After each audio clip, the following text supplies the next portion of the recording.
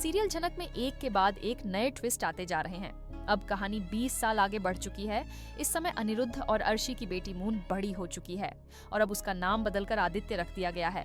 वहीं दूसरी तरफ जनक और अनिरुद्ध की बेटी भी अब जवान हो चुकी है। उसका नाम जनक ने जनक ही रखा था, लेकिन अब गांव में लोग उसे नूतन के नाम से जानते हैं। कहानी में अब कई बड़े बदलाव देखने को मिलने वाले हैं। जल्द ही आदित्य की एक सिंबल बनी एंट्री गांव में होने वाली है और इसी के साथ उसकी भूली हुई यादें फिर से लौटने लगती हैं।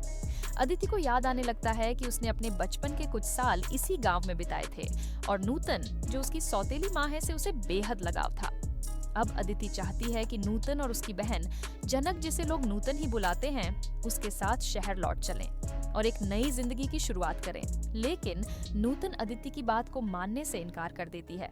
वह अदिति से साफ कह देती है कि अनिरुद्ध ने जनक को कभी स्वीकार नहीं किया था और आज भी वह उसे अपनी बेटी के रूप में अपनाने को तैयार नहीं है। मैं नहीं चाहती कि मेरी बेटी को एक बार फिर उसी अस्वीकार और तिरस्कार का सामना करना पड़े। वह अब कमजोर नहीं है, लेकिन मैं उसे बेसहारा नहीं देख सकती। नूतन की बातों को सुनकर आदित्य बहुत भावुक हो जाती है। उसकी आंखों से आंसू बहने लगते हैं और वह जनक को गले से लगाकर रो पड़ती है। उधर आर्शी, जो आदित्य का प्रेमी है, पराशर की तलाश में गांव में इधर उधर घूम रहा होता है।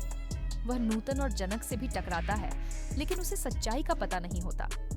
अब देखना यह है कि क्या नूतन और उसकी बेटी जनक को फिर से मुश्किलों का सामना करना पड़ेगा। क्या अदिति अपने परिवार को एक कर पाएगी और क्या अनिरुद्ध को कभी अपनी बेटी जनक को अपनाने का पछतावा होगा? जानने के लिए जुड़े रहिए जनक के साथ, क्योंकि आगे की कहानी में दिल को छू लेने वाले मोड़ और रिश्तों की गहराई फिर से एक नया रूप लेने वाली।